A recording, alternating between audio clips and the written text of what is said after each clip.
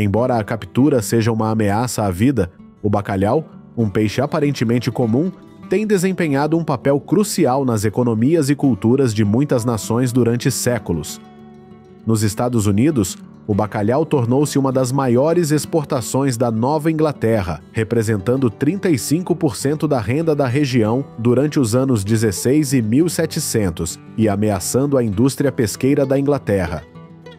Esta competição econômica causou tensões que eventualmente contribuíram para a Revolução Americana. Da mesma forma, na Rússia, o bacalhau tem sido um fator essencial na economia nacional e nos meios de subsistência de muitas comunidades costeiras. Em 2005, a Rússia tornou-se um dos 9 maiores centros de bacalhau do mundo. Em 2022, a indústria da pesca do bacalhau gerou mais de 193 milhões de dólares para a Rússia, com Murmansk a emergir como um importante porto de pesca e um dos maiores centros de processamento de pescado da Europa. Os EUA também praticam a pesca do bacalhau, mas não os mesmos tipos de espécies de bacalhau que a Rússia. Os pescadores russos concentram-se no bacalhau do Atlântico que vive no Mar de Barents, o maior pesqueiro de bacalhau do mundo, que faz fronteira exclusivamente com a Noruega e a Rússia. Esses peixes também são encontrados nas águas dos ETUA, mais comumente em Georges Bank e no oeste do Golfo do Maine. Mas os desembarques comerciais de bacalhau do Atlântico no Zeraboeira totalizaram apenas 500 toneladas e foram avaliados em 2,3 milhões de dólares, de acordo com a base de dados da Administração Oceânica e Atmosférica Nacional de Pescas. Isto porque no Zeraboa, o bacalhau do Pacífico é inerentemente mais abundante aqui do que o bacalhau do Atlântico.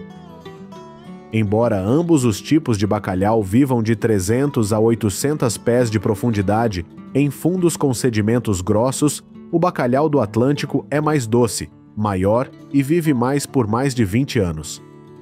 Estas diferenças influenciaram tanto as técnicas de pesca como as preferências do mercado. O bacalhau do Atlântico é mais procurado, mas esta preferência levou a um declínio da sua população desde a década de 1970, devido à sobrepesca. Em 2008, o mundo capturou 765 mil toneladas de bacalhau do Atlântico, 73% das quais provenientes da Rússia, Islândia e Noruega. Mas o seu número de capturas comerciais caiu para 100 mil toneladas em 2020 e 61 mil toneladas em 2023, apesar da cota de 200 mil toneladas.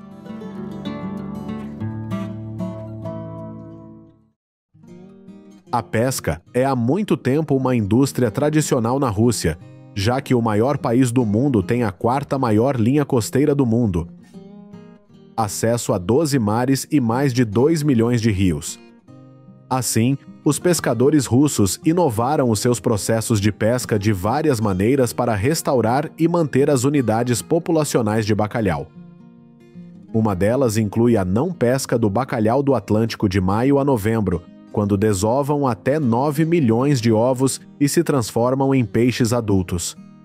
Também reduzem a cota de captura desta espécie, incentivando os pescadores a pescar bacalhau do Pacífico no noroeste do Oceano Pacífico. Mais de 300 milhões de dólares foram investidos em novos navios, incluindo arrastões de quase 300 mil pés de comprimento, para apoiar estas práticas sustentáveis. Porém, mal sabiam todos que a segurança nem sempre é garantida, mas falaremos mais sobre isso mais tarde. A preparação para uma viagem de pesca do bacalhau num enorme arrastão como este pode demorar alguns meses. O chefe a bordo administra centenas de quilos de comida porque esses grandes arrastões só voltarão à costa por 2 a 3 meses. O capitão e os engenheiros verificam o maquinário e o combustível, garantindo que os motores forneçam mais de 5.000 cavalos de potência para resistir aos ventos e ondas do Atlântico. Os pesqueiros ficam normalmente a cerca de 2.000 milhas náuticas do porto, e a traineira tem que parar diversas vezes para pegar mais pescadores. Esta fase inicial pode durar até uma semana, durante a qual a tripulação verifica todos os cabos e fixa os sensores que mostrarão ao capitão como a rede está passando acima do solo. No pesqueiro, o capitão utiliza sonar para localizar cardumes de bacalhau. Em seguida, ele informa as tripulações para baixarem lentamente as redes até uma profundidade de 300 metros, processo que leva cerca de 30 minutos. Várias horas se passaram e o capitão finalmente recebeu o sinal dos sensores. Isto significa que a rede está cheia e pronta para ser içada. No entanto, sinais falsos aconteciam algumas vezes por objetos não codificados. Os nervos estão em alta. Neste arrastão, a quota total de captura permitida é de 900 toneladas. Se a tripulação não cumprir esta cota ao retornar à costa, a viagem será considerada um fracasso. Ao puxar as redes, os pescadores devem coordenar-se cuidadosamente porque os seus salários dependem da quantidade de peixe capturado. Nestes grandes arrastões, mesmo um pequeno erro pode causar centenas de milhares de dólares em danos e perdas significativas de tempo. Dá para ver pela cara dos pescadores que é uma grande pescaria, 15 toneladas de pescado. Com a ajuda do guindaste, destas centenas de milhares de peixes são rapidamente despejados nos receptores de peixe para prosseguir com o segundo lance. Os receptores de pescado os transportam diretamente para a área de processamento a bordo. Aqui, eles são eviscerados, limpos e congelados nesses moldes para formar cubos grandes. Este processo tem que ser rápido, caso contrário, o peixe começará a degradar-se. Existem cerca de 10 peixes em um cubo e eles estarão totalmente congelados a 13 Celsius em 3 horas.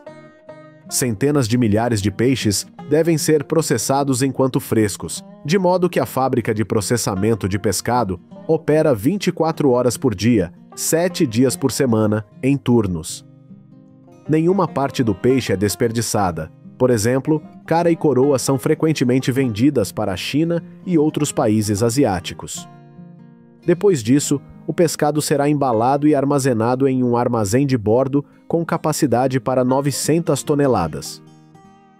Durante esse período, o capitão reporta constantemente informações detalhadas sobre as capturas aos distribuidores.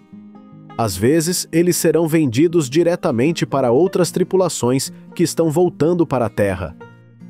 Após 55 dias no mar, esta traineira russa transporta cerca de 850 toneladas de bacalhau e regressa ao porto da Noruega antes de regressar à Rússia. 10% do pescado fresco é vendido à Noruega e a maior parte do peixe congelado restante é exportado para a China, Coreia do Sul, Holanda e Japão.